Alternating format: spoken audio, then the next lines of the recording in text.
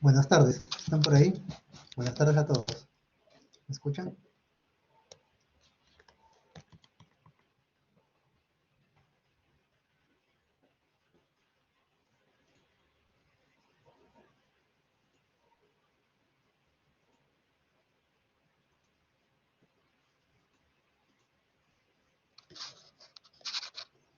Hola Brandon, ¿qué tal? Hola Jesús. Bien, hay 7 personas. Esperemos que vayan ingresando los demás. Buenas tardes, Sebastián. Bien, hoy día vamos a ver, como parte del segundo laboratorio de procesamiento digital de señales, vamos a aprender a usar la transformación de Fourier, la función FFT en MATLAB. Buenas tardes, Aldair. Entonces voy a hacer una breve explicación primero aquí en la pizarra y luego pasamos al MATLAB para construir desde cero la señal sinusoidal y aplicarle la transformada de Fourier. Bien, en MATLAB lo que hay que tener en cuenta para empezar a crear señales en el dominio discreto y digital es, tal como veíamos en la teoría, conocer que una discretización en tiempo equivale también a tomar muestras en la frecuencia. Nosotros hemos visto solamente discretización en tiempo, pero hoy día vamos a ver de manera práctica cómo se relacionan estas dos discretizaciones para tener la transformada discreta de Fourier que se implementa con el algoritmo de la FFT. Entonces hoy día primero vamos a ver que, tal como vimos, la transformación o transformada discreta de Fourier, pues implica la discretización, una discretización en tiempo y también una discretización en frecuencia. Quiere decir que tanto en el tiempo como en la frecuencia, nuestra variable t de tiempo se volverá un índice n. Y nuestra variable omega en la frecuencia se volverá un índice k. Entonces vamos de una variable real a un índice entero. Y esta transformación se implementa con un algoritmo que se denomina la Fast Fourier Transform, la FFT. Entonces, no confundan los términos. La FFT es un algoritmo que implementa la transformación discreta de Fourier. Y la transformación discreta considera tanto tiempo como frecuencia discretas.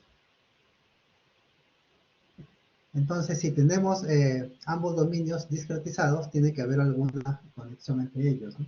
De manera práctica vamos a repasar qué pasa si tenemos aquí mejor el tiempo. El tiempo siempre va de 0 a positivo, y acá una amplitud. El tiempo lo vamos a dividir en espacios, a los cuales vamos a discretizar. Estos espacios la distancia entre muestras en tiempo es el periodo de muestreo t. Aquí es, acá, o sea, eso es un periodo de muestreo. El espacio entre muestras es delta t, el periodo de muestreo. Y tenemos en frecuencia, aquí sí vamos a usar frecuencias tanto positivas como negativas. Le voy a llamar f. Entonces frecuencia lineal, aquí veremos igual una amplitud en frecuencia, que no es necesariamente la misma del tiempo, pero una amplitud. en otra escala. Aquí también tenemos muestras en frecuencia. Y a este espaciamiento entre muestras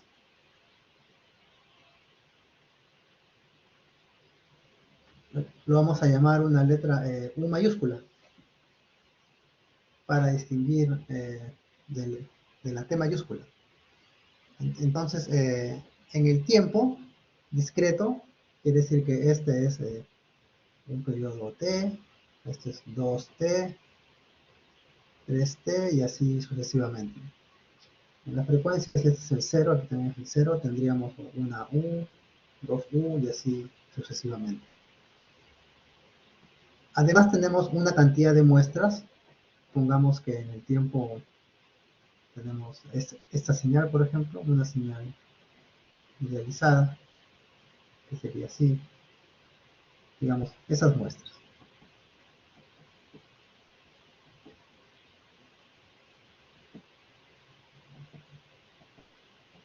Esas muestras tenemos en el tiempo. Si aplicamos la transformación de Fourier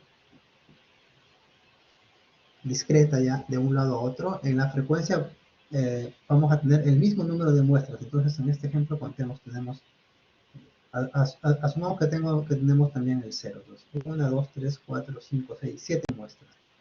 Quiere decir que acá también yo debería tener un número igual de muestras. No necesariamente con el mismo patrón, pero una cantidad de muestras así. 3, 6, 7 muestras igual.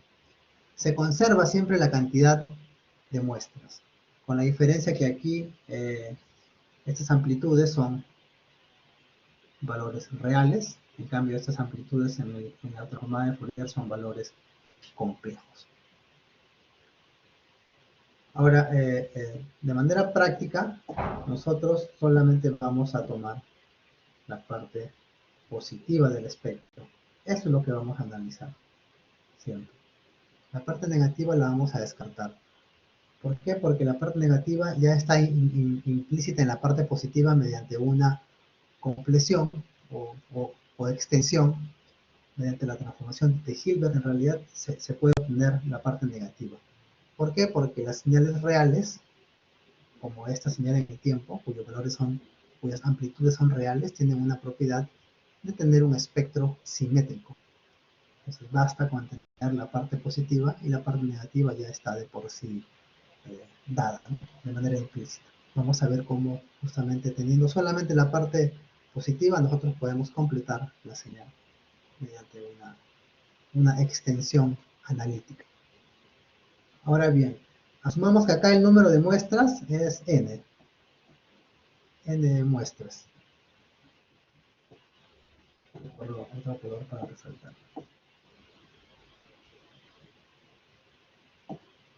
Tenemos n muestras.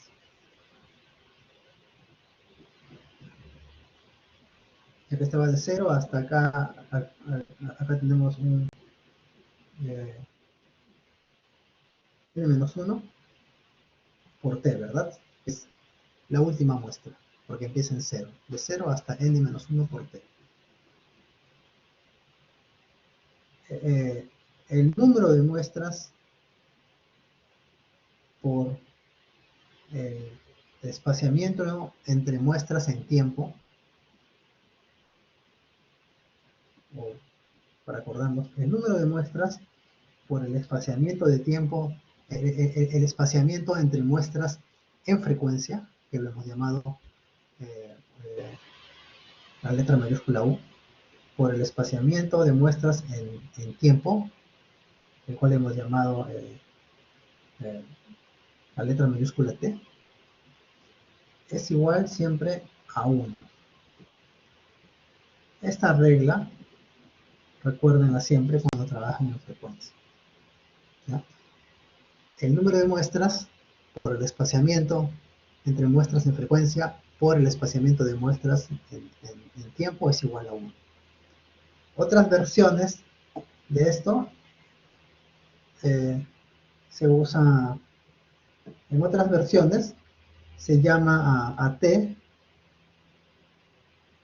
A veces t, el periodo también es simplemente delta de t, u, se denomina también delta de frecuencia, y esto equivale, lo ponemos por acá. En otras fuentes de información encontrarán que t simplemente el espacio, el espaciamiento en tiempo, delta de t, u es el espaciamiento en frecuencia, y esta fórmula puede ser reescrita como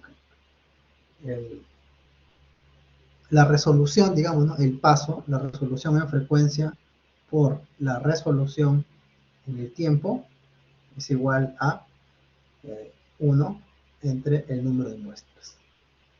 Una versión alternativa a la fórmula que acabamos de escribir. Y de esta manera esto es más intuitivo porque esta fórmula, espaciamiento o resolución en tiempo por resolución en frecuencia igual a 1 entre n, nos indica pues una conservación de resoluciones, digamos. A esto le llaman el principio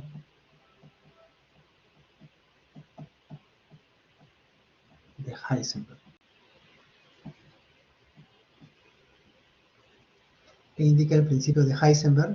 En general en la física el principio de Heisenberg implica que uno puede conocer o bien la posición o bien la velocidad, pero no ambas variables a la vez. Si ganamos resolución en posición, perdemos resolución en velocidad y viceversa. Es un principio de la física cuántica que tiene una analogía en el procesamiento de señales, en el cual decimos que o bien localizamos una señal muy bien en tiempo, o sea, tenemos un delta de t muy pequeño, tomamos bastantes muestras, pero eso quiere decir que en frecuencia vamos a necesitar un espaciamiento entre componentes espectrales bastante amplio, porque el número de muestras es constante.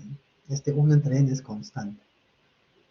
Lo contrario, o bien tenemos una resolución bastante fina en frecuencia, tomamos bastantes bits de frecuencia, pero en el tiempo nuestras muestras estarán muy espaciadas.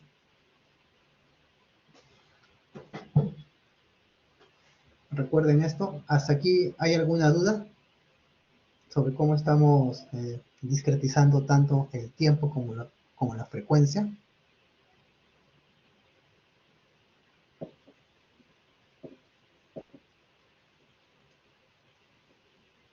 Gracias, Diego.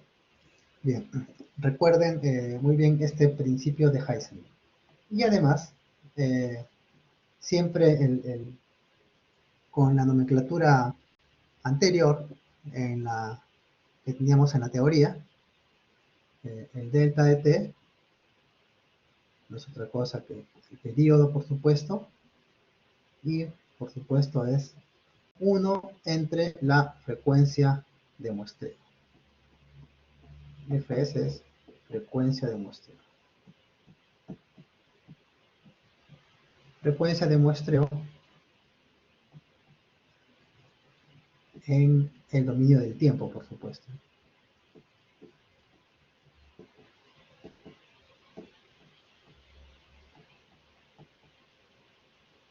El dominio del tiempo. Bien, con estos principios vamos a construir nuestro dominio del tiempo y nuestro dominio de la frecuencia.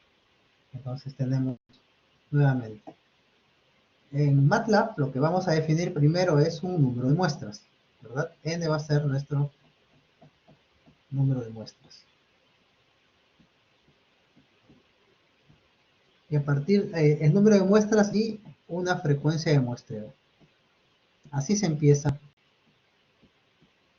a crear una señal en MATLAB, que es justamente una frecuencia de muestreo en Hertz. Con estos parámetros vamos a empezar. Entonces yo quiero definir un dominio del tiempo y un dominio de la frecuencia. ¿Cómo definiría en MATLAB mi dominio del tiempo primero. ¿Cómo creen qué creen que debería escribir en MATLAB para definir un dominio del tiempo, sabiendo que conozco, o sea, yo propongo un número de muestras y una frecuencia de muestreo? Entonces, ¿cómo debería escribir el dominio del tiempo? ¿Alguien tiene alguna idea de cómo crear un dominio del tiempo?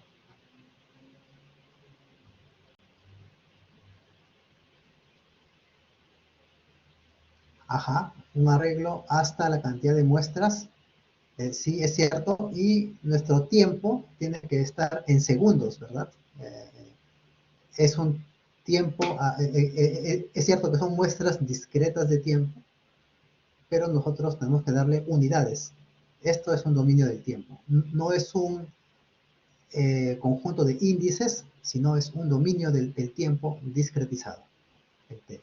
Entonces, ¿cómo debo crear ese vector? Por supuesto que debo empezar por un arreglo con la cantidad de muestras. Y a ese arreglo debo, de alguna forma, escalarlo para que, para que las unidades sean los segundos, ¿verdad? ¿Cuál es el paso entre muestras que habrá?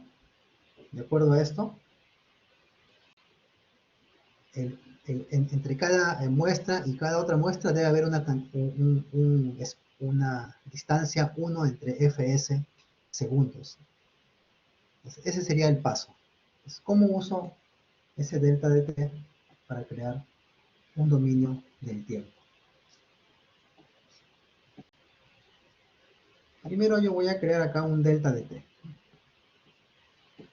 que es igual a 1 entre fs. Hasta ahí ya tengo el paso. A partir de delta de t, ¿cómo creo el tiempo ahora?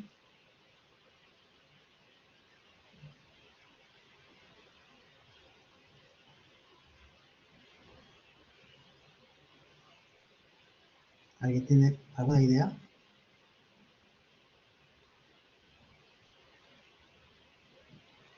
La respuesta de Diego ya nos dio una pista. Sí tengo que hacer un arreglo hasta la cantidad de muestras y ahora me falta escalar ese arreglo. ¿Cómo escalo ese arreglo?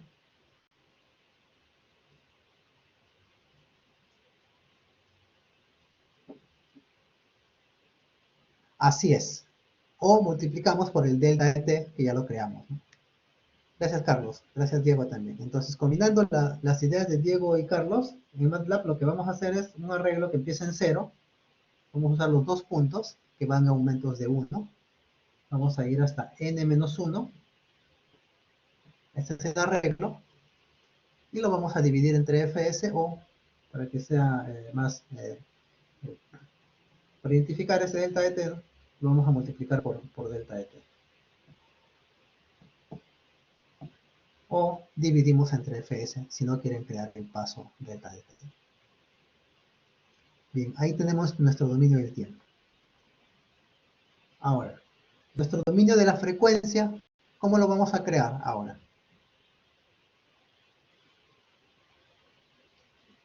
Siguiendo una analogía a la creación del dominio del tiempo, ¿cómo debemos crear? Considerando que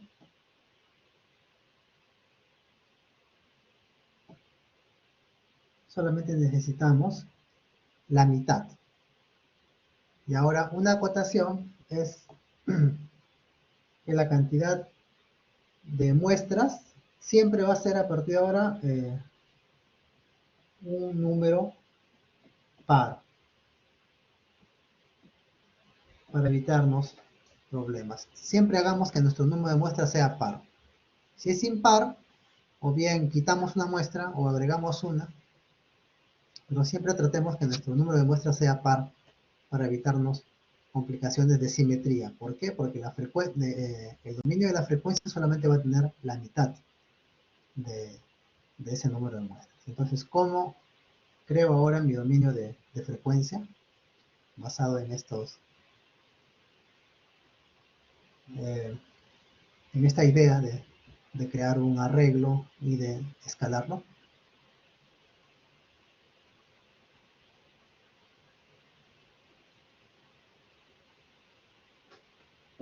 ¿Alguien tiene alguna idea? Regresamos a ver a las slides aquí para que...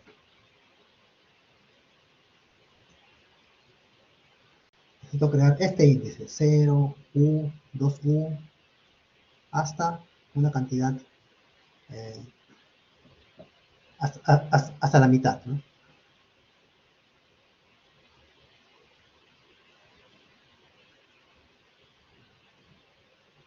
Y empezando desde 0. Entonces, como el número es par, necesariamente vamos a tener que darle o una muestra más para acá o una muestra menos. Y esa es una gran decisión que hay que hacer. ¿Le damos una muestra más o una muestra menos?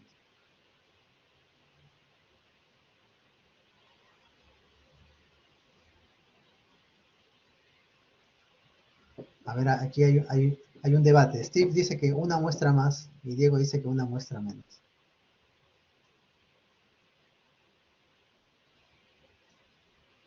¿Cuál sería la mejor estrategia?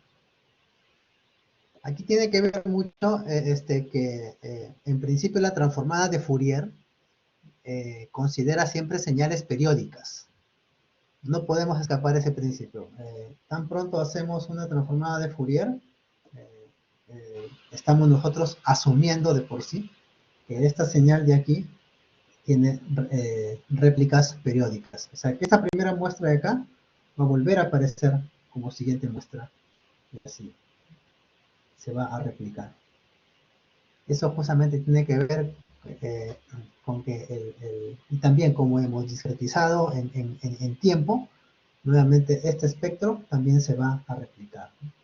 Entonces, esta muestra de aquí va a volver a aparecer acá otra vez y viceversa, esta aquí, y se va a replicar el espectro. Entonces, por esa razón conviene tomar esta mitad, una muestra más. Y todo lo demás nosotros lo vamos a completar por las réplicas. Entonces Steve tiene razón hasta ahí, pero hasta ahora aún no me dicen cómo debo crear este vector f. ¿Cómo creo el vector f entonces? Considerando la analogía con el dominio del tiempo. ¿Alguien tiene alguna idea? Inversa. ¿Inversa en qué sentido? A ver, primero, ¿cuál sería el paso? Vamos a definir un delta de f. ¿Cuál es el paso en frecuencia? Aplicamos la transformada. Aún no, porque estamos definiendo los dominios nada más. Aún no tenemos una señal definida en este dominio. Solo estamos definiendo los dominios. Aún no aplicamos ninguna transformación. Aún no tenemos una señal a la cual aplicar la transformación. Recuerden, la transformación se aplica a valores o funciones definidas en el dominio. Ahorita estamos definiendo solamente los dominios. Y luego vamos a crear una señal sinusoidal sobre el dominio del tiempo y le vamos a aplicar la transformada de Fourier para llevarla a este otro dominio que es la frecuencia. Entonces primero estamos construyendo, digamos, nuestros dominios. Bien, aquí el delta de f se construye justamente con el principio de Heisenberg, ¿verdad? Ustedes ya saben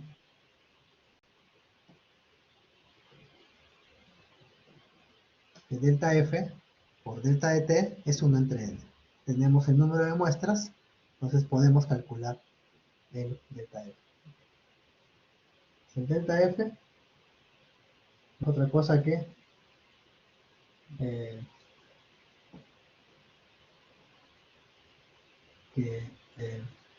1 entre delta t por n, ¿verdad?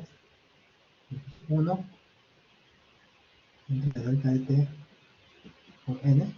O, como ya tenemos la frecuencia de muestreo, simplemente fs entre n, ¿verdad? Ese es el paso en frecuencia. Voy a dejarlo simplemente como fs entre n porque son los datos que tenemos. Y es fs entre n.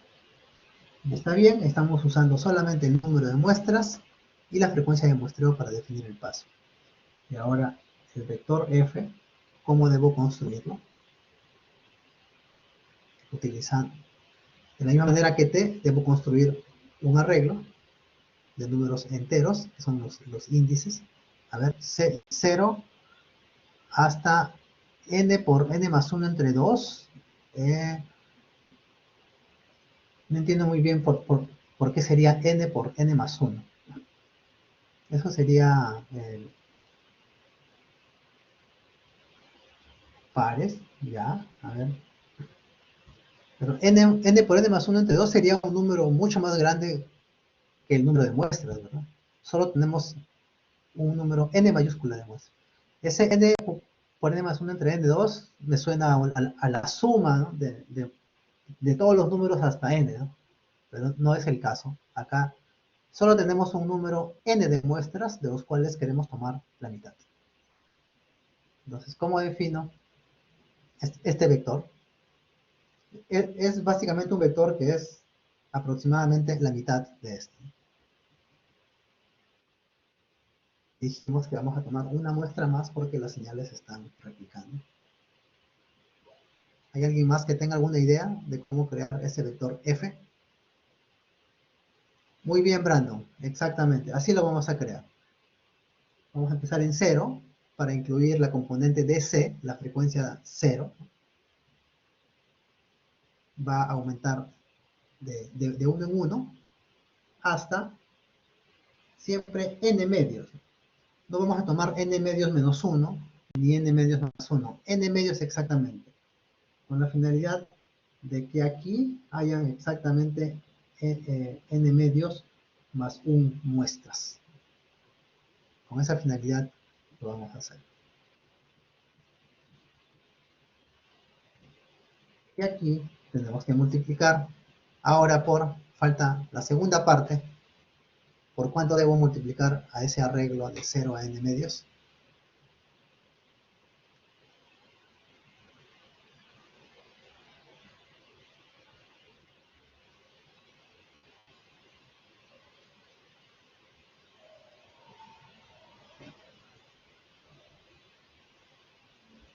Bueno, pues aquí es con la misma. Exacto, por delta F. Muy bien. Gracias, Diego. Gracias, Steve. Y tenemos construidos nuestros dominios de tiempo y frecuencia. Ahora podemos definir cualquier señal sobre esos dominios, ¿verdad? Bien. Entonces tengan claro esto, así vamos a empezar para cualquier tipo de señal, siempre vamos a construir bien nuestro dominio del tiempo, de frecuencia, y vamos a poder graficar correctamente cualquier valor que tengamos usando la función plot. Recuerden, plot necesita un dominio y una función definida sobre ese dominio, o valores definidos sobre este dominio. Pero si no tenemos el dominio, no podemos graficar correctamente los ejes horizontales. Ahora nuestro dominio está bien definido.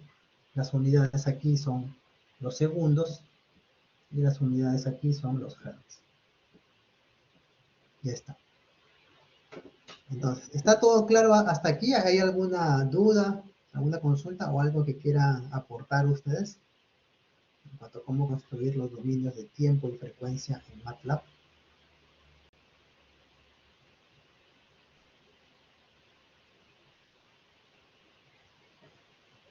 Bien. Gracias, Jesús. Gracias, Diego. Entonces pasemos al MATLAB ahora. Voy a ir abriendo aquí. Vamos a crear un script de la misma manera que hicimos en la clase anterior. Vamos a empezar con nuestras cabeceras y todo. Yo voy a ir copiando algunos bloques de código y les voy a mostrar cómo obtenemos primero una señal sinusoidal.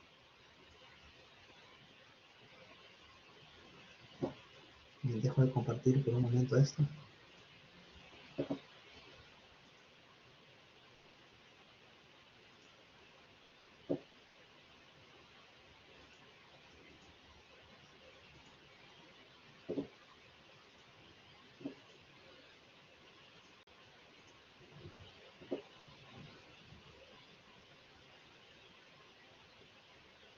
Ahí está. Bien, estoy en MATLAB, entonces como siempre empezamos con estos parámetros de visualización y los parámetros para exportar figuras. Entonces todo ese bloque directamente lo voy a copiar acá. Voy a borrar esos tics, luego lo vamos a cambiar por algunos que vamos a requerir. Como siempre, aquí nuestro ejemplo será tal como ejemplo al comienzo de la clase, la transformación de Fourier.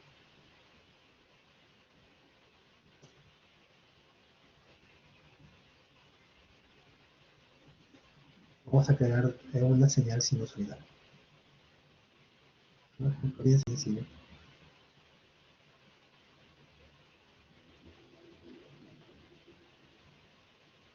Y por el espectro, una señal sinusoidal, utilizando la función f de Matrix. Tenemos los parámetros de visualización, nuestros parámetros para exportar figuras, y aquí va a empezar el código propiamente dicho. Entonces empecemos definiendo nuestros dominios, nuestros parámetros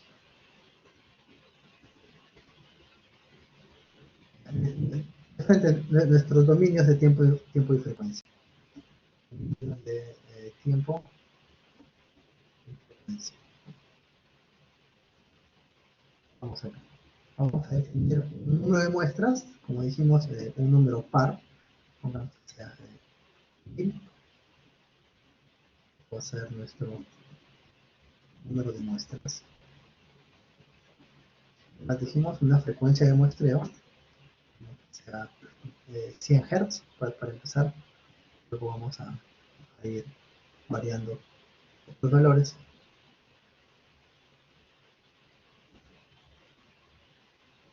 De muestreo. Esto en Hz, siempre. Vamos a dar los valores en Hz. Bien, entonces vamos a llamar al dominio de tiempo t simplemente, como dijimos, va a ser un vector que empieza en 0, va hasta n-1, y va a estar dividido directamente entre fs, no define otra variable adicional.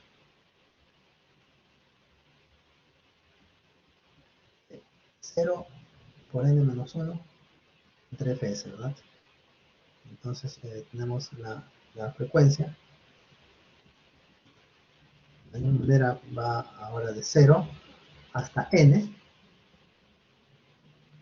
Y ahora el paso en frecuencia es fs, la frecuencia de muestreo, entre n. Vamos a notar que esto es nuestro dominio del tiempo. Por otro lado, esto es nuestro dominio, ¿sí?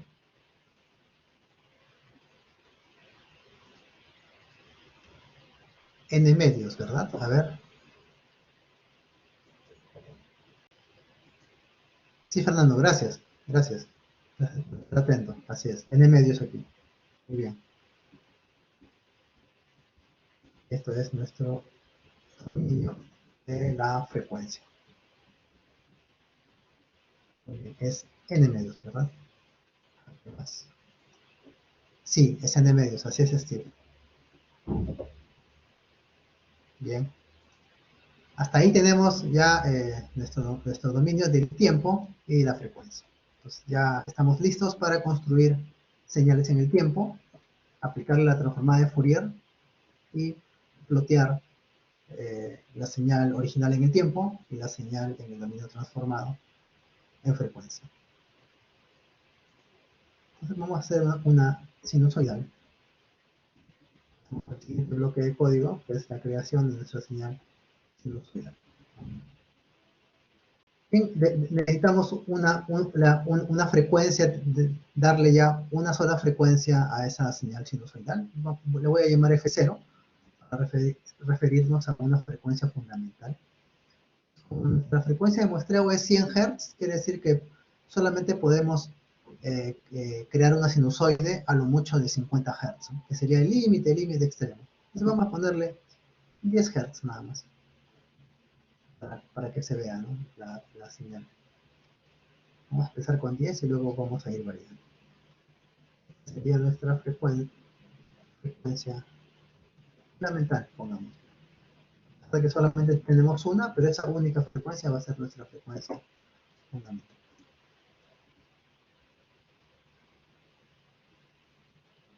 Simplemente para no confundirnos, frecuencia de la señal sinusoidal. Así. Entonces aquí ya puedo definir mi señal sinusoidal, que le voy a poner de nombre S nada más así. S va a ser seno de 2 por pi por t. El vector t ya está definido previamente. Y acá es en realidad 2pi por la frecuencia, ¿no? Por t, que sería omega t sería en total, pero estamos escribiendo omega t como 2pi por f0. Y ya tenemos una señal sinusoidal aquí. Señal sinusoidal. Entonces vamos a comprobar de manera rápida. Voy a correr esto con F5. A crear una figura en blanco. Y aquí veamos, F0 es de 10 Hz, está bien. Nuestra frecuencia, nuestro dominio de frecuencia es de 501 muestras. Está bien, porque nuestro número de muestras es 1000, o sea que la frecuencia es la mitad más 1. Nuestro dominio de tiempo también es de 1000. Y nuestra señal S, aquí está, es justamente de 1000. Aquí hay una acotación. Conviene siempre, en el caso de señales unidimensionales, definir los dominios en vez de filas, como lo hemos hecho ahorita, hacerlo en columnas mejor. Porque para MATLAB la primera dimensión no singular es la columna. Entonces, si nosotros más adelante tenemos varias señales unidimensionales, una al costado de la otra, y queremos que MATLAB aplique la FFT, y no hacer una FFT para cada señal, sino que le aplique a todas de una vez, conviene tener esto como columna, porque la función FFT, si nosotros le damos como entrada a una matriz, asume que son señales unidimensionales a lo largo de la columna. Porque MATLAB tiene esa convención, que siempre la primera dimensión es la columna, la segunda es la fila, la tercera la profundidad, y así sucesivamente. Entonces, si nosotros trabajamos solo en una dimensión, conviene definir entonces nuestros dominios tanto de tiempo como de frecuencia como columnas. Entonces voy a transponer aquí como ven. El tiempo ahora será un vector columna y la frecuencia también. Y nuestra señal S también será un vector columna. Veamos qué sucede cuando transpongo eso. Efectivamente ahora el tiempo es una columna de 1000 por 1. La señal sinusoidal es una columna de 1000 por 1. Y la frecuencia es una columna de 501 muestras, que es 1000 entre 2 más 1, por 1. Y así vamos a estar en la convención de MATLAB y podemos aplicar cualquier función que vaya apareciendo. En particular nos va a servir para la FFT de varias señales a la vez. Muy bien. Vuelvo a repetir el procedimiento aquí y voy a ver rápido aquí en la línea de comandos si efectivamente aparece una sinusoide. Voy a hacer un plot de T y S. Efectivamente, fíjense, es una sinusoide. Voy a hacer zoom acá una parte nada más. Y es una señal sinusoidal con algunas muestras. Sí, a ver, vuelvo a... Ah, perdón, sí, gracias. Ahorita voy a poner esto dentro. Sí, voy a incrustar esto para que lo vean. Ahí está. Sí lo están viendo, ¿verdad? Ahí está.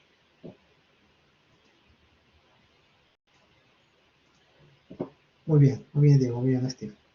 Ahí están viendo la señal sinusoidal. La hemos ploteado de manera rápida y en efecto el tiempo ¿Cuál es el valor máximo del tiempo? Vamos a ver acá. Es 9.99 segundos. El tiempo está yendo hasta 9.99 segundos. Voy a volver a plotear la imagen y la voy a incrustar en el entorno para que ustedes la puedan ver.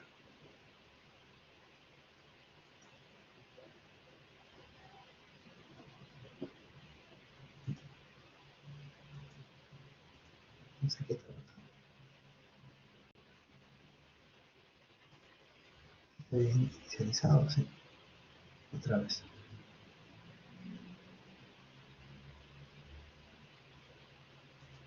Ahora voy a plotear. Ahí está. Fíjense, nuestro dominio del tiempo iba hasta casi los 10 segundos. Aquí está. Esto ya está en segundos. Luego vamos a poner las etiquetas adecuadas a los ejes. Como es una señal sinusoidal, va de -1 a 1, oscilando siempre. Y como la frecuencia de la sinusoidal es de 100 Hz, quiere decir que hay aproximadamente pues, un número de todos estos periodos, ¿no? En 10 segundos. Si yo hiciera zoom en una porción, justamente vería una sinusoide, pero con saltos. Hay algunas muestras nada más. Sin embargo, la variación es como una señal sinusoidal. Bien, hemos creado nuestras señales, hasta ahí todo bien. Ahora queremos aplicar justamente la transformación discreta de Fourier a través del algoritmo FFT. Voy a poner acá transformación Fourier o análisis de Fourier para entenderlo ustedes. Ahora voy a definir una variable S mayúscula para denotar la FFT de S. Así de simple es el comando, FFT de S. Y esto es la transformación de Fourier de la señal S.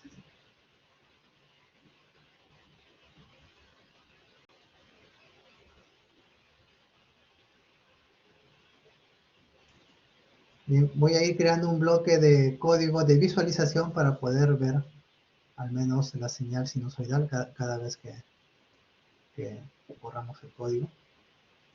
Voy a copiar la parte de visualización.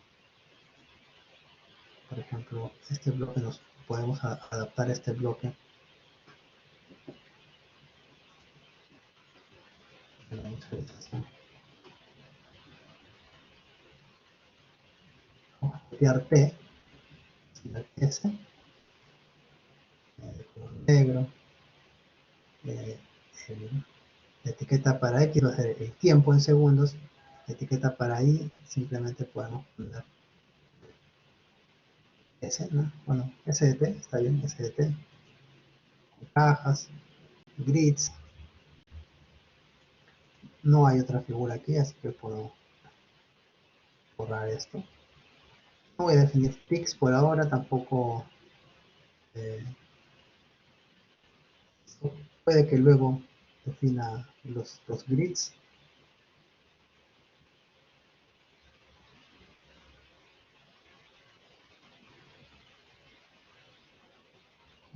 Sí, y luego probablemente vaya a graficar. Fíjense, así ya con los estilos, la función sinusoidal se ve así. Ahora ya he puesto etiqueta de tiempo al eje horizontal, etiqueta de S de T en el eje vertical, y esa es nuestra señal sinusoidal, que la estoy ploteando con una línea de color negro. Ahí está. Ahora bien, ya hemos creado la señal sinusoidal en el tiempo, y ahora bueno, hemos visualizado ya la señal sinusoidal en el tiempo. Ahora, ¿cómo visualizo el espectro?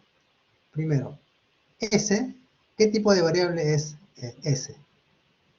Como verán, aquí voy a ampliar un poco la parte de el workspace aquí, para que vean.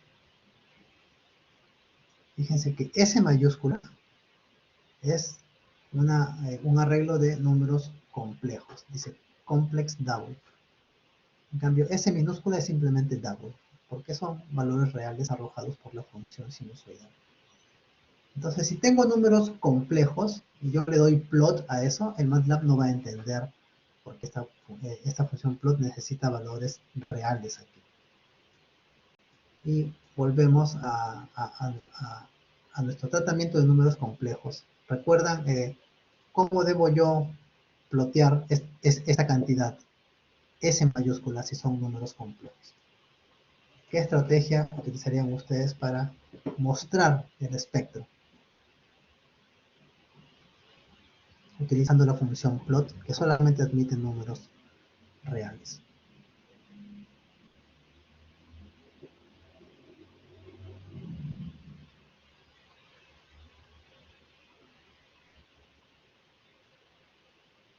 El tamaño de los números complejos, ¿a qué te refieres con el tamaño, Diego? El módulo, muy bien, el módulo o la magnitud también, en ese terreno de la... Ajá. En DSP aquí le vamos a llamar magnitud. Módulo está bien. En matemática le dicen módulo. En física también algunos le dicen módulo. Nosotros le vamos a llamar magnitud. En inglés es magnitude. Y en el contexto del procesamiento de señales, casi todos utilizamos magnitud. Sin embargo, módulo está bien usado, ¿sí? Exacto, y vamos a usar la función ABS, gracias Kazumi, para calcular la magnitud. Y además de la magnitud, ¿qué otra información complementa a esto? Porque es un número complejo, siempre nos da dos valores. ¿Cuál es la otra información? El ángulo, exacto, la fase. Así es, la fase, Jesús. Muy bien, la fase. ¿Y cómo calculamos en MATLAB esa fase? ¿Recuerdan? Mencionamos la vez pasada en la introducción al MATLAB. Para la magnitud vamos a usar ABS y para la fase vamos a usar, no recuerdan, es arctangente, no es arcotangente. El arcotangente requeriría pues dos valores, ¿no? Phase no es precisamente la función phase, por ahí va Jesús, es angle, como ángulo en inglés, simplemente angle, así se llama la función en MATLAB. Sí, exacto, es angle. Muy bien, entonces vamos a usar ABS para la magnitud y angle para la fase. Vamos a construir mejor los aquí a la mano. Voy a definir un S mag para referirme a la magnitud. Voy a crear aquí.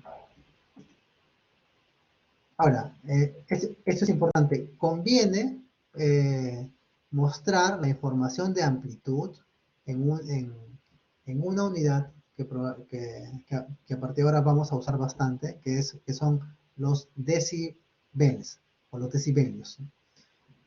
Los decibelios lo vamos a definir como una escala logarítmica. Si ABS de S le llamamos escala lineal, esto ya es la magnitud, pero ¿cómo convertimos esta magnitud a una escala logarítmica? ¿Cómo convierto este valor a una escala logarítmica? ¿Recuerdan ustedes? ¿Han visto alguna vez los decibeles? O magnitud.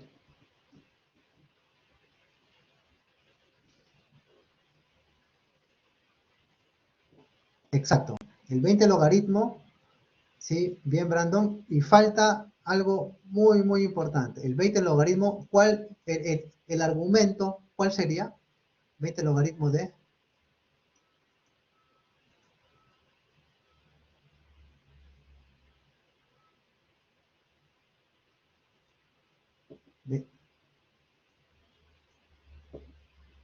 Así es, el 20 logaritmo, recuerden siempre, del valor absoluto. Muchas veces ustedes van a querer aplicar directamente 20 logaritmo de la variable compleja nada más, y eso es otro valor. Recuerden siempre sacar el valor absoluto.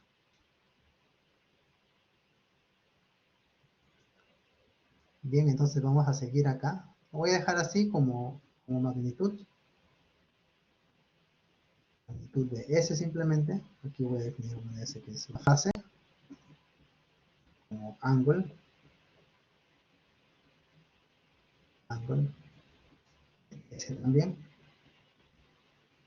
Voy a definir la fase. S. Ya tengo la magnitud, tengo la fase. Ahora ya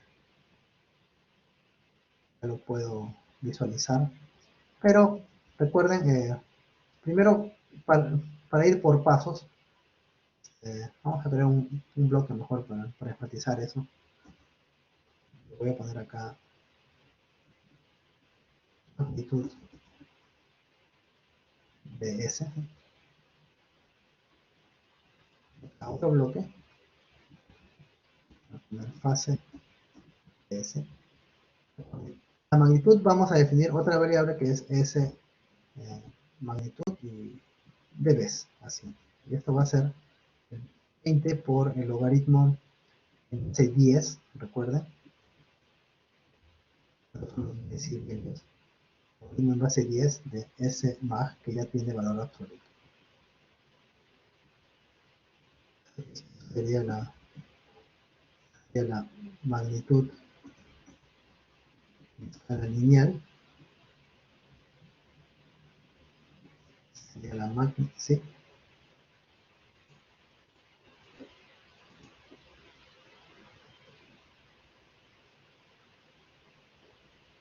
Sí, 20. ¿Qué pues? Ah, perdón. No veo bien. Sí, gracias. Es 20. He puesto 29. No, es 20. Gracias por estar atentos. Sería la magnitud en escala logarítmica o decibelios. Logarítmica. Bien, 20 logaritmo de la magnitud. Ahora la fase. ¿Recuerdan cómo visualizábamos la fase? La fase tiene unidades de ángulo y nosotros queremos mostrar la fase justamente como un retraso o un adelanto. ¿Cómo hago que la fase que está en radianes la vuelva a unidades de tiempo? ¿Recuerdan?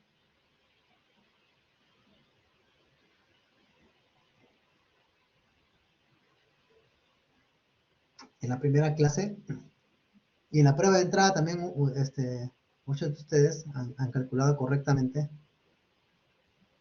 una definición que hicimos. ¿Recuerdan? ¿Cómo cambiamos la fase a unidades de tiempo?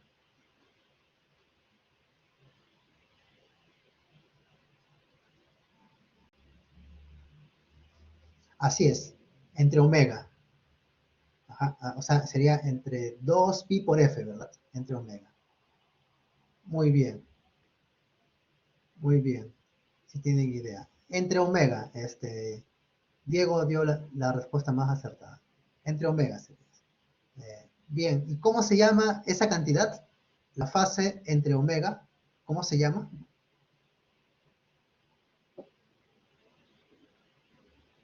Retardo de fase. Muy bien, Jean-Pierre, así es. Esa es la forma en la que vamos a... Entonces voy a definir aquí, es simplemente phase delay. Phase delay, ¿qué va a ser? El, fase entre 2 por y por todo el vector f. Ahora bien, aquí hay el primer inconveniente. Que recuerden, Vamos a volver aquí hasta donde hemos calculado la S. Fíjense, nuestra variable S sigue teniendo 1000 muestras. 1000 muestras porque viene justamente de S minúscula. Pero nuestro vector de frecuencia es de solamente 501 muestras. Entonces, ¿cuál es el? Tan pronto uno calcula la transformada de Fourier, hay un paso importantísimo que es extraer solamente las n medios más 1 primeras muestras. Ese es el paso que vamos a hacer aquí. La extracción del espectro positivo. ¿Cómo debería extraer aquí esas muestras mediante un índice de vectores? ¿Qué debería escribir aquí dentro, en S? Para solamente tener un número igual al número de muestras de F. ¿Qué debería poner aquí?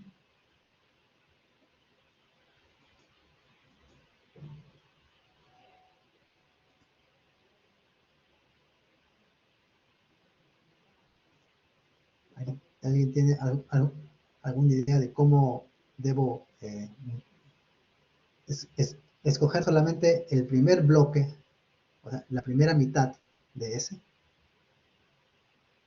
S mayúscula actualmente tiene 1000 muestras, pero solamente quiero las primeras 501 muestras nada más, porque sé que lo que sigue va a ser una réplica de esto.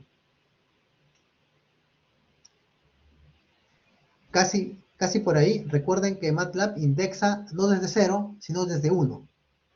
Entonces, ¿qué le debería hacer a eso?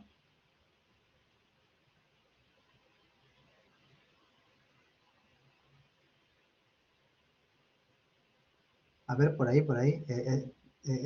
Si estuviéramos en Python o en C++, lo que escribió Jean-Pierre es correcto. De 0 a n medios más 1. Pero estamos en MATLAB. En MATLAB indexamos desde 1. Entonces, ¿cómo debería ser ese vector 0 n medios? Exacto. Muy bien, Jean-Pierre. Entonces vamos a escribir acá siempre. Y este es un paso notable, que lo van a tener que hacer siempre. A n medios más 1. Y sí, voy a volver a calcular este bloque nada más. Con F9 pueden hacerlo. Y ahora sí, S mayúscula tiene 501 muestras. Y F también tiene 501 muestras. De manera que puedo calcular ahora el retardo de fase dividiendo esto entre 2πf. Sin embargo, esta división de aquí es una división. Si fueran dos números nada más, van a ser divididos, pero si estos son arreglos, esta división implica división de matrices, entonces no va a ser posible calcularla, y si MATLAB la calcula, va a hacer alguna compleción o completación de los elementos hasta tener una matriz singular. Pero lo que queremos hacer es una división elemento a elemento. Entonces, ¿cómo hago en MATLAB una división elemento a elemento? Que quiere decir que el primer elemento de ese Fa se divida con el primer elemento de F usando el punto. Muy bien, Carlos. Exactamente. Entonces, ¿qué debo poner aquí?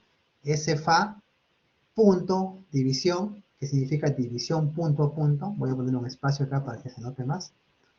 Ese Fa, división punto a punto, y el denominador es 2pi por F, que es la frecuencia angular.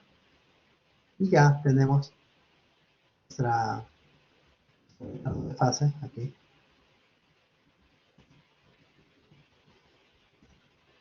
Algo de fase. En unidades de segundos. La fase tenía unidades de radianes.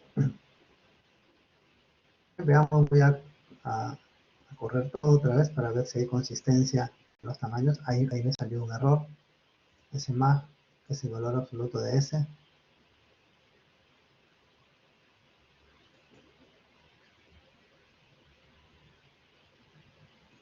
En medio pasó.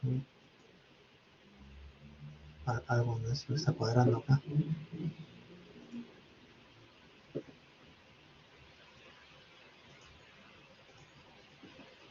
La minúscula en S mag, gracias. Ah, cierto, gracias, muchas gracias.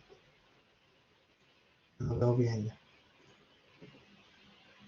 Sí, muchas gracias, Julio César. Gracias, Steve, también. Muy bien. Ahí sí está bien, ¿verdad? S mag, está la S, ya está. Bien, verifiquemos las dimensiones. A ver, tengo un S mag dB. S mag dB es de 501, no, 501 muestras, está bien. El delay también. Y la fase también.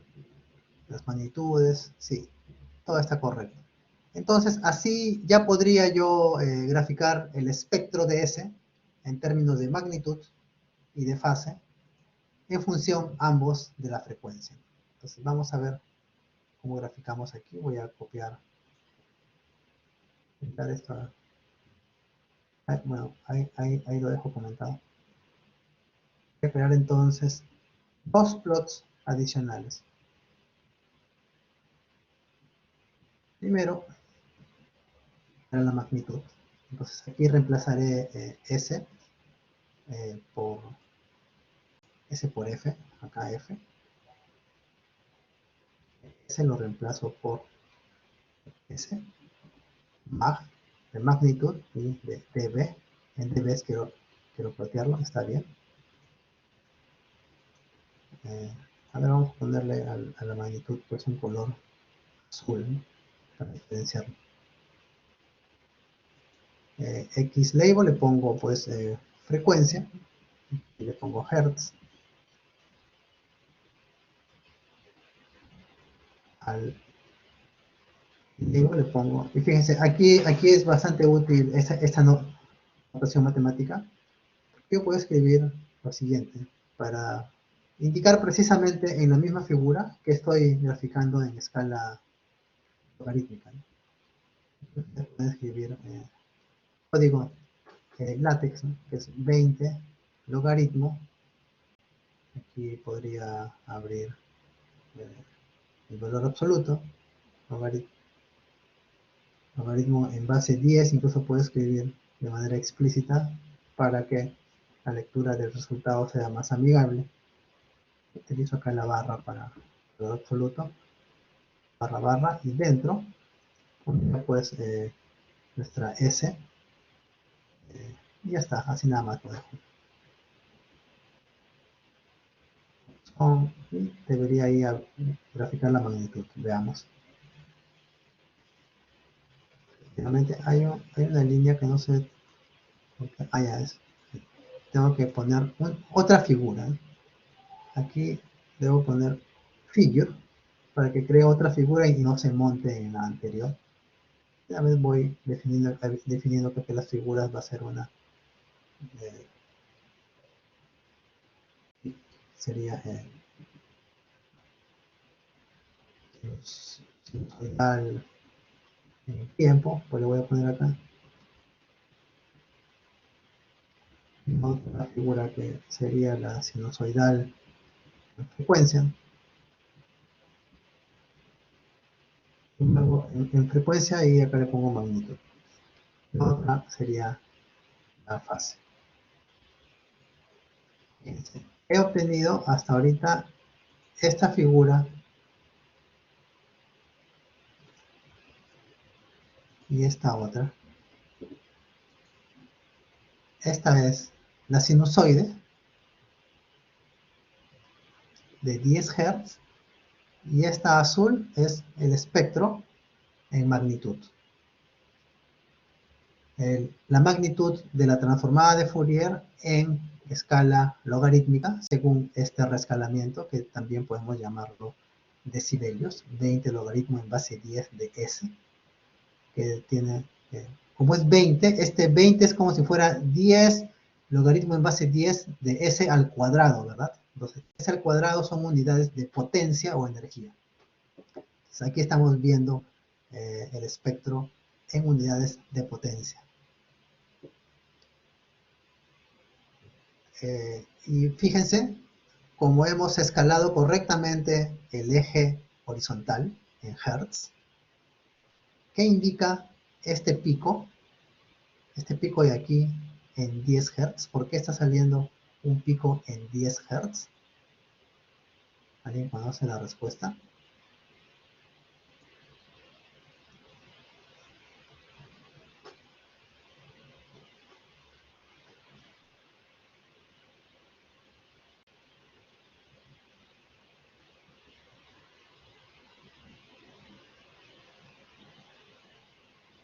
¿Cómo interpretamos eh, la información que otorga la transformada de Fourier?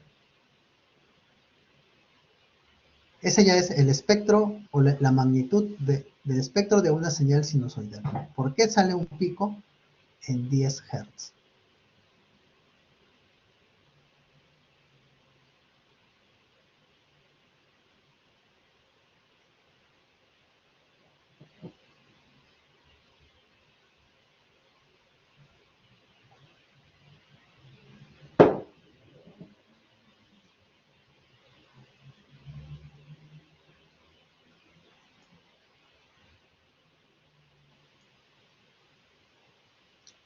¿Impulso? Sí, sí, podría interpretarse como un impulso, ¿sí? ¿Y por qué está ubicado en los 10 Hz?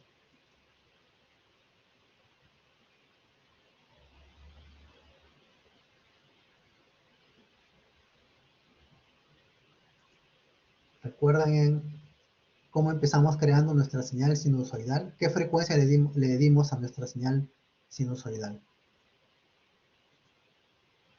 Vamos aquí a volver al script. A ver. Exacto. Por eso, como nuestra señal sinusoidal tiene 10 Hz, quiere decir que nuestra señal tiene una sola componente de frecuencia. Entonces su espectro va a ser, idealmente sería la transformada de Fourier de una señal sinusoidal eterna, es un delta de Dirac, un solo impulso en la frecuencia de la sinusoidal, ¿verdad? Pero nuestra señal aquí en MATLAB es una señal que no dura eternamente, dura un intervalo dado de tiempo. Y además no es continua totalmente, sino es discreta. Entonces, por esas razones, tenemos este patrón. Voy a volver acá al espectro. Voy a ingresar también la señal en el tiempo. Ahí tienen el tiempo. Ven, esta sinusoide no es eterna, dura solamente 10 segundos y además es discreta, ¿no? Tiene muestras. Tampoco es continua. No es continua ni eterna por esos dos motivos. Su transformación de Fourier ya no será un delta de Dirac, pero sí una aproximación a un delta de Dirac. Es justamente lo que ven acá. Hay un ruido de fondo, valores muy muy bajitos, pero existen al fin y al cabo, de más o menos por debajo de menos 200 dB, o sea que son valores muy muy chiquitos, pero justamente graficar en dB permite exagerar los valores muy muy pequeños. Y por otro lado, la energía está concentrada alrededor de los 10 Hz, voy a hacer un zoom aquí, concentrada, pero dispersa también. No es solamente un solo pico, sino un pico que se dispersa, porque nuestra señal sinusoidal no es eterna, ¿no? Ese es el motivo. Bien, ¿está claro hasta aquí cómo interpretamos la gráfica de la transformada de Fourier? ¿Hay alguna duda hasta aquí? Sí, vamos a repetir. Ajá, vamos a repetir lo del pico. Fíjense.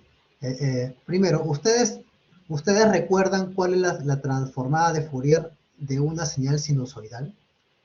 Ideal, una señal sinusoidal continua y eterna. ¿Recuerdan eso o no han visto cuál es la transformada de Fourier del seno de omega 0t? ¿Han visto alguna vez eso o no?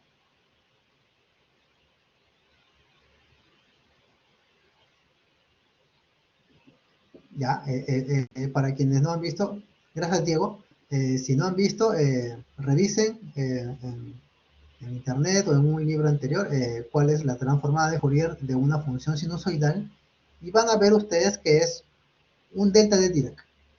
Un delta de Dirac, tal como hemos visto en la clase anterior, ubicado exactamente en la frecuencia de la señal sinusoidal.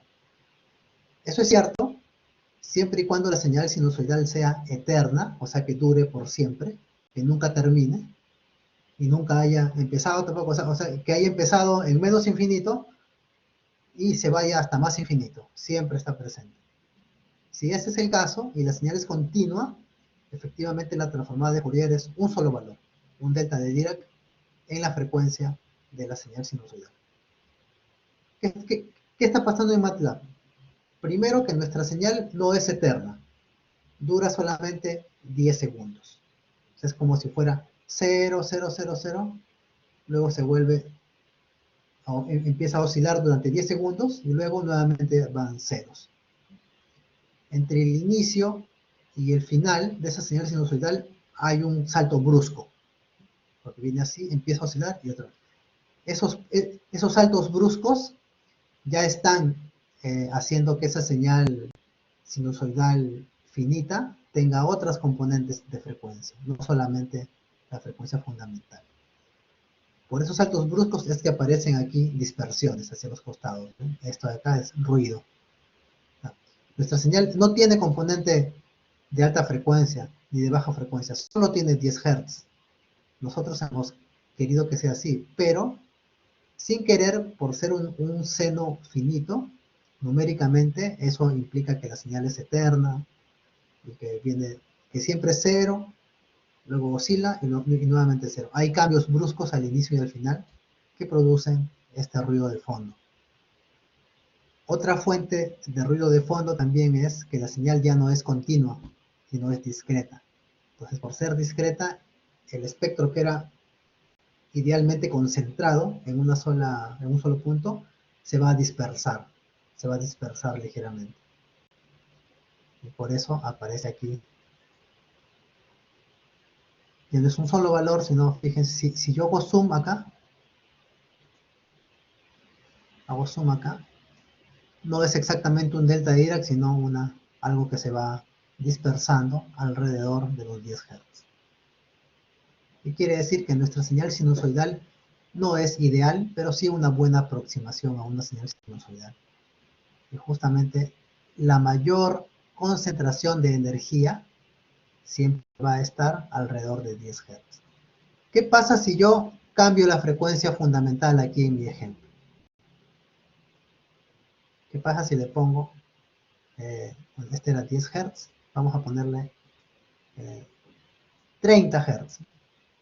¿Qué creen que va a pasar si ahora el F0 es 30 Hz?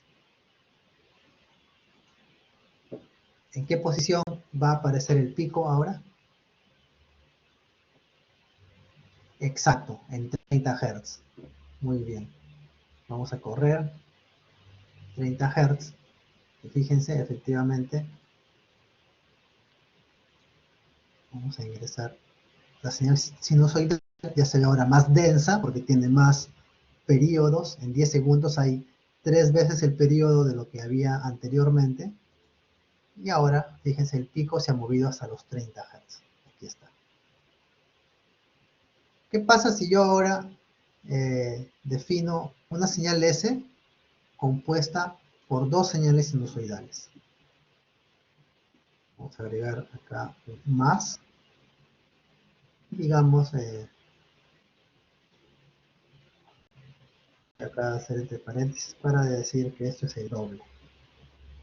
Aquí va a haber una frecuencia fundamental F0 y aquí habrá otra que es el doble, 2 veces F0. Y le voy a poner, para que no se vaya, porque nuestra frecuencia de muestreo es 100 Hz, quiere decir que máximo hasta 50 Hz podemos modelar de manera adecuada. Entonces le voy a poner acá 10 Hz, de manera que tengamos una señal sinusoidal de 10 Hz y la otra de 20 Hz. ¿Cómo creen que va a ser el espectro de esta señal sinusoidal, que es la suma de dos señales sinusoidales?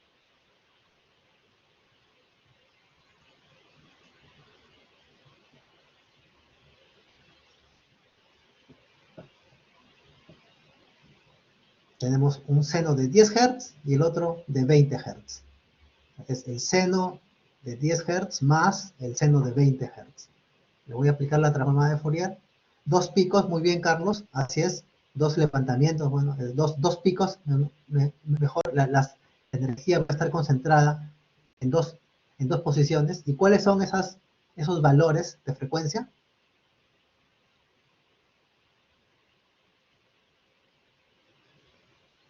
¿En qué valores estarán estos dos picos? Exacto, en 10 y 20. Muy bien, Steve, muy bien, Carlos. Vamos a correr el código acá. Y efectivamente,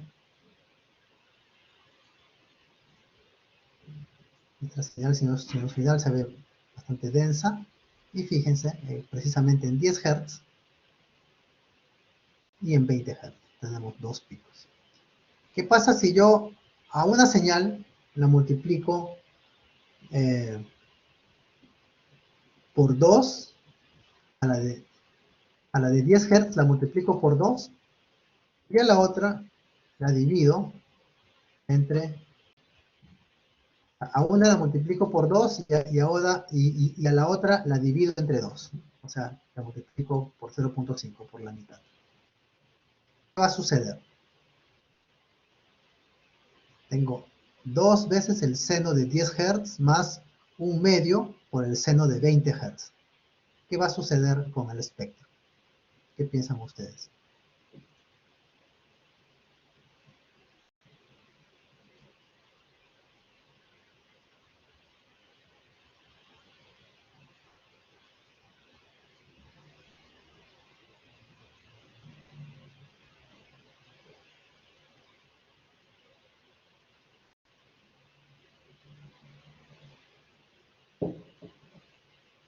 Cambian de posición.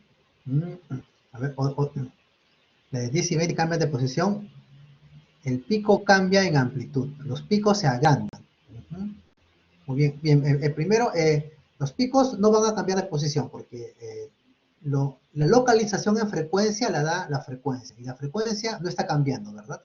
Si no cambia la frecuencia, los picos de posición no van a cambiar. Pero ¿qué va a cambiar en los picos? Por ahí Julio y Diego dicen que va a cambiar la amplitud. Así es, van a cambiar la amplitud o los picos. Y ahora bien, cambian de amplitud. ¿Cómo cambian? ¿Crecen o decrecen, o alguno crece, el otro decrece? ¿Qué pasa con el de 10 Hz? Muy bien, Diego y Julio, exacto. El primero crece y el segundo decrece, muy bien. El primero crece 2 veces y el primero baja a la mitad. Y nosotros estamos ploteando en decibelios. Entonces quiere decir, ¿qué pasa con la escala logarítmica? Si algo en escala lineal se multiplica por algo, en escala logarítmica, ¿qué pasa? Recuerdan la propiedad de la multiplicación se convierte en, no negativo necesariamente, pero recuerden, si yo multiplico dos valores y le aplico el logaritmo, ¿eso equivalía a qué? ¿Cómo descompone ese producto el logaritmo?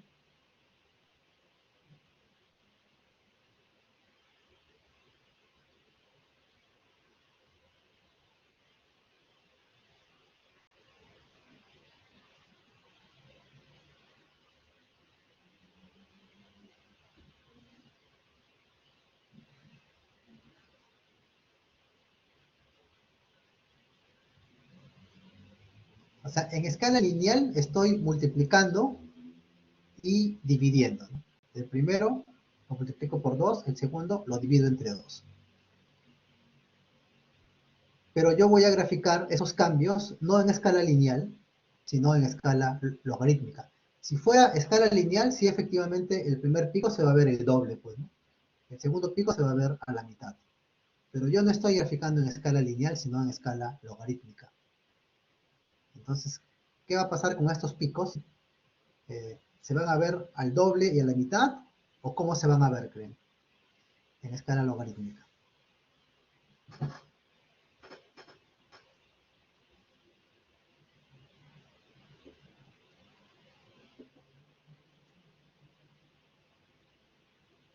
tienen que recordar que la escala logarítmica no convierte una multiplicación en una suma o una división en una resta. Entonces lo que va a pasar es que el primer pico va a crecer ligeramente, pero no al doble, sino un aumento de más o menos 3 dB. O sea, va a crecer en 3 unidades. Y el otro va a decrecer en unas 3 unidades también. O sea que se va a ver como que este crece así y el otro más o menos van a crecer y decrecer lo mismo, porque estamos en escala logarítmica. Luego ustedes pueden calcular que efectivamente multiplicar por 2 en escala logarítmica equivale a subir 3 decibelios, y lo mismo, ¿no? Dividir entre 2 en escala logarítmica equivale a bajar 3 dB. Vamos a verificar eso. Fíjense, aquí bueno, voy a ingresar el valor. Voy a incrustar la gráfica.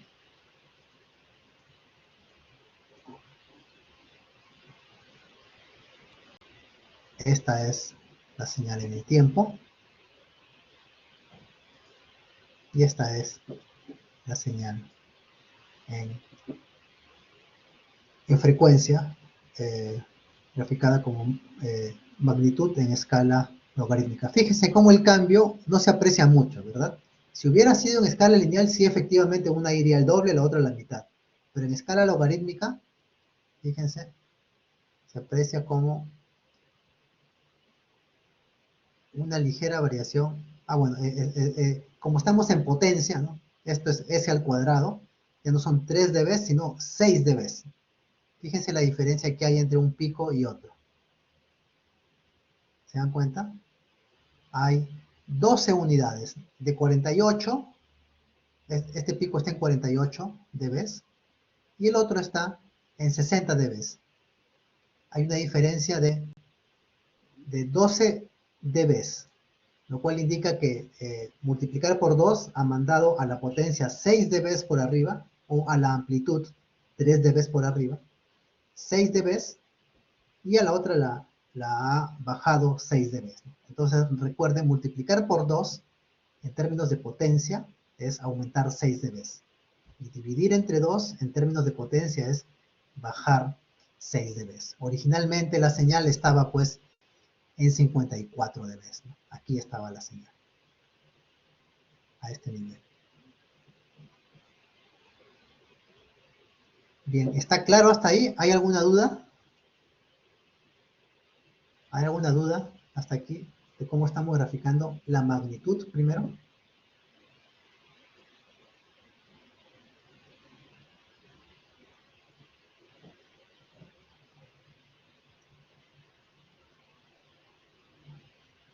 Muy bien, nos hemos ido de largo. Hay que hacer un breve descanso. Nos vemos en unos 10 minutos. Son las 3:24. Nos vemos a las 3:34. Unos 10 minutos y regresamos para ya finalizar con la fase. Entonces, un pequeño descanso para respirar un poco, para movernos, para estirarnos. Regreso a las 3:34, en 10 minutos.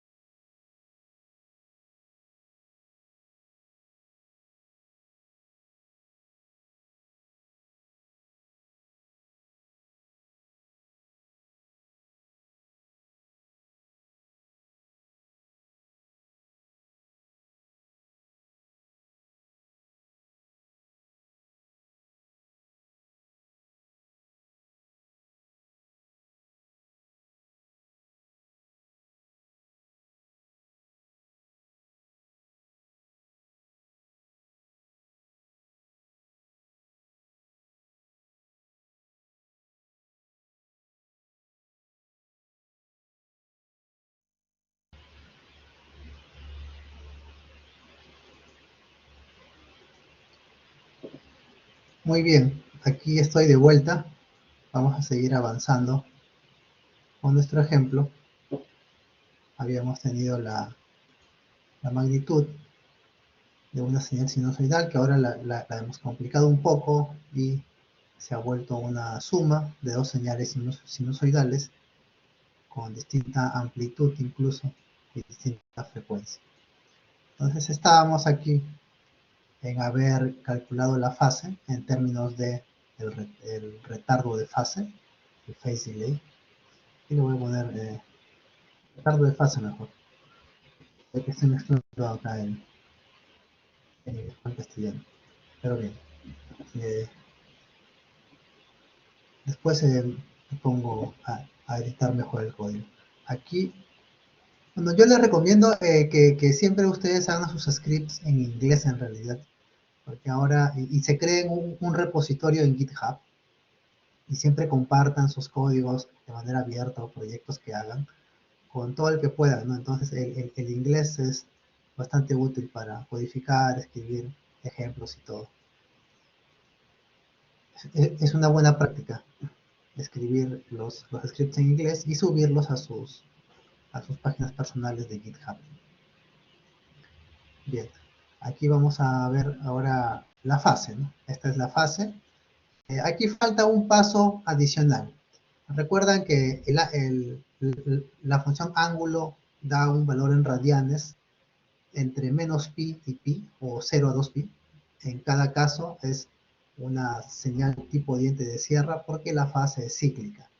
Entonces, para poder calcular de manera adecuada el retardo de fase, hay que usar un algoritmo, el cual se conoce en la jerga de SP como el desenvolvimiento de fase. Hacer que la fase, en vez de ir de manera de diente de sierra, vaya de 0 a 2pi, por ejemplo, que no vuelva a 0, sino que siga 2pi, creciendo hasta 4pi, 6pi, 8pi, así que nunca deje de crecer la fase.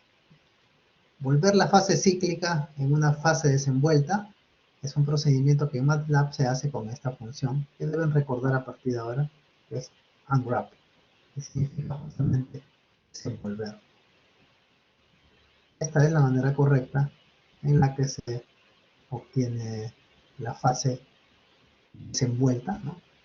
Es, unwrap angle, y ahora ya podemos dividir correctamente esta cantidad, que es la fase, entre omega. De esta manera ya tenemos el retardo de fase para cada frecuencia y este valor va a estar en segundos.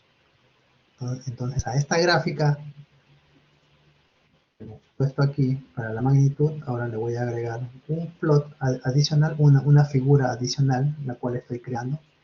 Aquí voy a poner pues la fase que habíamos llamado phase delay, si no me equivoco.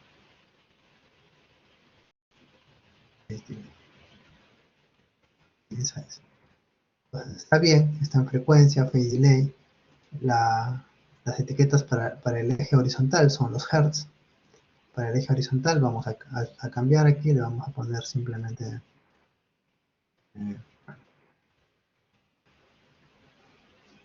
no, retardo de fase, por ejemplo, le pondremos nada más retardo de fase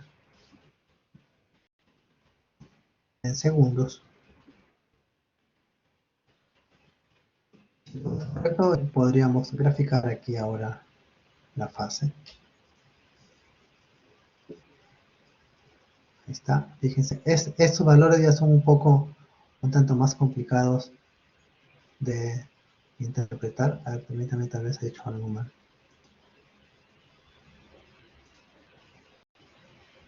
Phase delay. La fase entre 2 por F.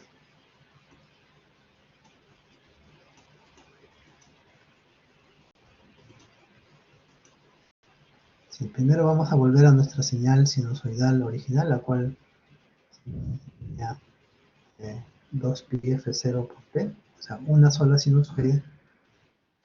Ahí estábamos, una sola sinusoide de 10 Hz.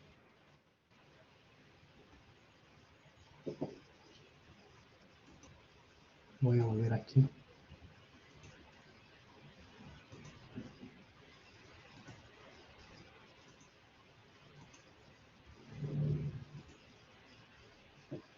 Estas son nuestras tres señales. La sinusoide de 10 Hz, su espectro de magnitud, que es un pico en 10 Hz. Vamos a verificar ahora justamente, como les decía, el pico estaba en 54, ¿ven? 54. Por eso cuando multiplicamos por 2, subió 6 dB. Esta subió 6 dB y la otra bajó 6 dB porque dividimos entre 2. Y esta es la fase, fíjense. Que para cada frecuencia nos da pues efectivamente un retardo de fase en segundos, ¿no? Quiere decir que casi todas las frecuencias están con este retardo. Y bueno, ese es el patrón, ¿no? Ya lo podemos interpretar ahora en términos de fase. Aquí lo que está ocurriendo es que esto viene de los efectos de borde, ¿no? en las frecuencias más bajas, pero siempre vamos a encontrar alrededor de acá como que la parte mínima está alrededor de los 10 Hz, que es la frecuencia que más en sincronía debería estar con esta aproximación. Estos gráficos sí son un poco complicados de interpretar. Conviene el retardo de grupo en vez del retardo de fase para una sola sinusoide. Eso lo vamos a ver como detalle más adelante. Lo importante ahora es que ustedes entiendan que se puede graficar una señal que proviene de la transformada de Fourier en términos de magnitud y de fase. Y por ahora nosotros solamente vamos a observar la magnitud para ver la componente de energía. Ahora bien, si nosotros hemos aplicado la transformada de Fourier mediante la FFT, y esta es la transformada, digamos, directa de Fourier, ahora la pregunta es si nosotros queremos volver al dominio del tiempo. Estamos en el dominio del tiempo, hemos pasado al dominio de la frecuencia vía la FFT, ahora queremos volver del dominio de la frecuencia al dominio del tiempo. ¿Qué transformación debo realizar? Si la FFT nos lleva del tiempo a la frecuencia, ¿cuál es la transformación que nos trae de vuelta de la frecuencia al tiempo? ¿Cómo se llama esa función? ¿Me recuerdan? ¿O esa transformación? Exacto, la transformación inversa de Fourier, que en MATLAB la vamos a implementar como la IFFT. Entonces tenemos S, a la cual ya extrajimos la mitad. Entonces ahora debemos completar justamente esa otra mitad. Aquí yo puedo, a esta S, que solamente contiene la parte positiva, yo puedo aplicarle cualquier procesamiento, ¿no? Un filtrado, amplitud, muchas cosas puedo hacer a S. Pero una vez que termine el procesamiento, lo cual ahorita no estamos haciendo, en siguientes sesiones vamos a procesar esta S, vamos a hacer bastantes manipulaciones, y luego el resultado que ha sido dado en el dominio transformado lo vamos a regresar al dominio del tiempo. Entonces aquí voy a hacer un paso adicional, que es la transformación inversa de Fourier.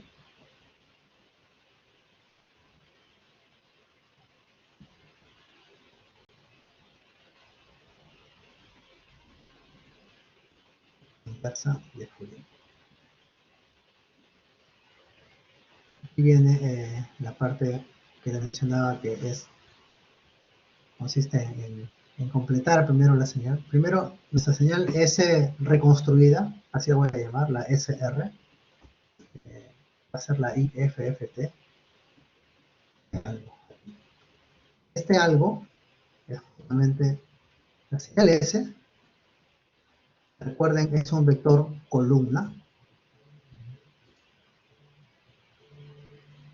pero solamente tiene la mitad más 1 de muestras.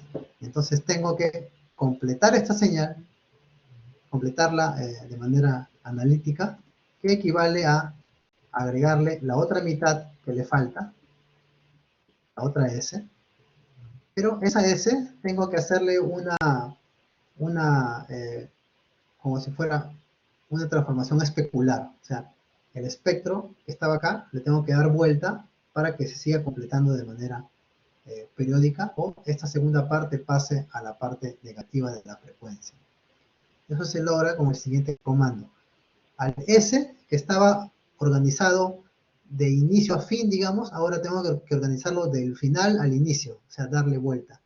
Eso lo hago indexando de esta manera. Desde última muestra menos 1, porque la última muestra equivale a la primera muestra que ya hemos estado procesando. Entonces, ya está puesta la última muestra, entonces tomo desde la última muestra menos 1, o sea, una muestra antes del final, siendo a espacios de menos 1, o sea, en decrementos, de regreso, y la primera muestra tampoco la puedo incluir porque ya está también incluida en el paso anterior. Entonces, hasta la segunda muestra nada más.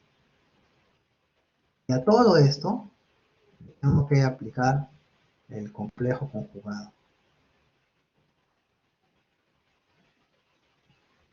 Y de esta manera, yo he creado una señal.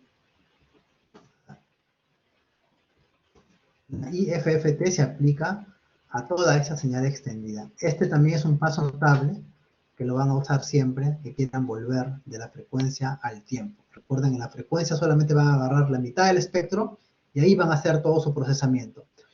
Si ustedes se saltan este paso de aquí, que es agarrar solamente la parte positiva, y hacen procesamiento, están alterando tanto la parte del espectro positivo como el negativo, y no va a haber consistencia entre los dos. El mismo procesamiento tiene que ser aplicado a cada lado, digamos. Entonces conviene jalar solamente la parte de las frecuencias positivas, ahí hacer todo el procesamiento, y finalmente hacer la completitud o compleción analítica aquí. Y este va a ser el procedimiento estándar que vamos a seguir para recuperar la señal. Bien, veamos. Al correr este código, obtenemos una SR aquí, una señal reconstruida, que debería ser exactamente la misma señal que la original, porque no hemos hecho ningún procesamiento. Entonces sí podemos definir un error de reconstrucción. Voy a escribir, por ejemplo, solo por prueba, cuál sería el valor máximo del valor absoluto, por ejemplo, de S menos SR, o sea, la señal menos su reconstrucción. Efectivamente, fíjense, es un valor del orden del EPS o de la precisión numérica de MATLAB. El EPS es el valor más pequeño que puede ser representado de manera numérica en un sistema de cómputo. Y en general es generalmente del orden de 10 a la menos 14, 10 a la menos 15. Entonces, fíjense, el error de reconstrucción está siendo bastante preciso, ¿no? Es 7.7 por 10 a la menos 16. Es decir, que la FFT es un algoritmo bastante preciso y permite que cuando yo hago la FFT y la recupero, ese valor está pues por el orden de la precisión numérica del sistema de cómputo, del llamado EPS.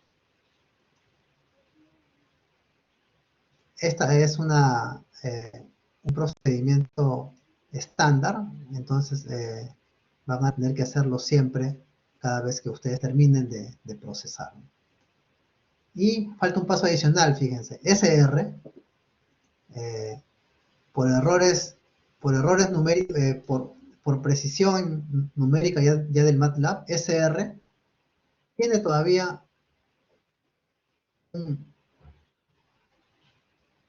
bueno, aquí no sale, bueno, ahorita no porque hemos completado adecuadamente, pero a veces todavía hay remanentes de señal compleja, hay valores muy pequeñitos de valores complejos. Entonces, para evitar eso, ustedes finalmente simplemente extraen la parte real de eso. Y esta finalmente es la fórmula cómo se ejecuta la transformada inversa de Fourier en MATLAB para fines de procesamiento digital de señales. Entonces, la transformada de Fourier directa es bien sencilla, es simplemente FFT. seguida de la extracción de la mitad de muestras correspondientes a las frecuencias positivas. Sin embargo, la transformación inversa sí requiere un poco más de trabajo, requiere hacer la completitud analítica, aplicar la IFFT y finalmente quedarnos solamente con la parte real. ¿Qué pasa con el espectro?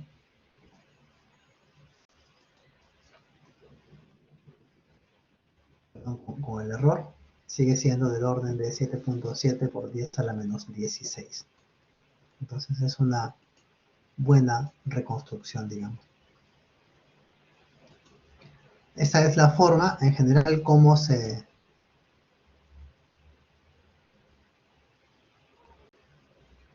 genera una señal sinusoidal y se extrae la información espectral basada en la transformación o en la transformación de Fourier.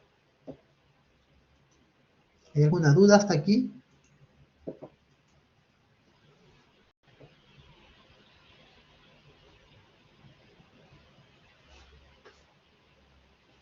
El viernes les estoy pasando el código revisado con más anotaciones. Gracias, Steve. Sigan haciéndome llegar sus dudas, algo que no esté claro, cosa que hasta el viernes puedo ahí refinar un poco más los comentarios. Y no se olviden de, cuando tengan el código, correrlo en sus versiones de MATLAB y sigan contándome cualquier error tipográfico o error de concepto que encuentren para refinar los materiales de clase. Quienes no hayan, me han escrito 4 o 5 personas que tuvieron, bueno, problemas para acceder a la prueba de entrada, algunos justificados, otros no tanto, pero en general les doy una segunda oportunidad a todos los que no dieron la prueba. El martes voy a poner otra prueba de entrada, solo para los que no dieron la prueba. Los que ya dieron, ya ahí dejen su nota porque tienen que atender la clase. Pero los que no han podido dar la prueba de entrada, el martes voy a poner otra prueba, van a tener que tomar tiempo de clase ustedes, ¿no?, para que rindan la prueba, luego se ponen al día en la clase. Y van a hacer definitivamente otras preguntas, pero del mismo tópico. Tienen que tener todos la base matemática clara para poder continuar. Ya ven cómo estamos usando todo lo que hemos visto, logaritmos, números complejos, todo lo vamos a usar aquí en el terreno ya de procesamiento digital de señales. Entonces es importante que tengan bien claros los conceptos. Igual sigan repasando esto, lo que hemos visto esta semana en cuanto a discretización y ahora ya de manera práctica la transformada de Fourier, porque cada clase que viene va a seguir usando lo anterior, vamos a ir construyendo sistemas cada vez más elaborados y deben tener claros todos los conceptos que hemos estado viendo. Bien, sigan estudiando. Quienes no dieron la prueba, la dan el martes a las 8 en punto igual, de 8 a 8 y media. Traten de terminar rápido para que se acoplen a la clase. A ver, aquí una pregunta. En SR primero no debería ir la parte conjugada y luego S. En nuestro caso no. Está bien porque nosotros estamos viendo que ya la primera parte es la parte positiva. La parte positiva. Y lo que sí es la réplica. Entonces el orden está bien. Esto que estamos haciendo así, MATLAB ya entiende que esta segunda parte es como si estuviera como la frecuencia negativa. Pero no la podemos poner primero porque MATLAB indexa desde 1.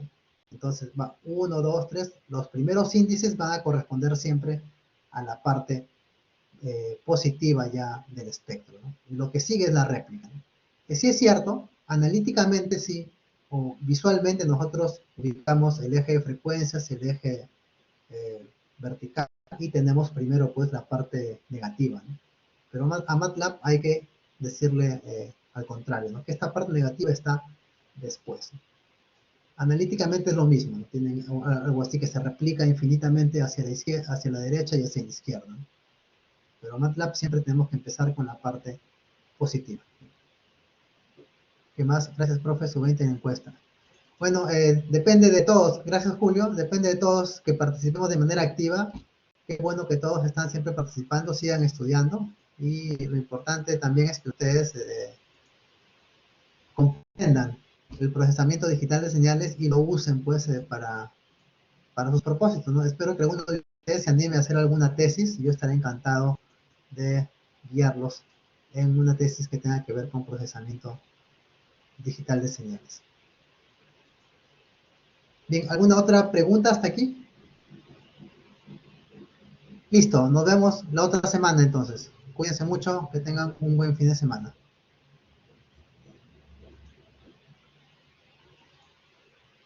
Bien, nos vemos. Cuídense también.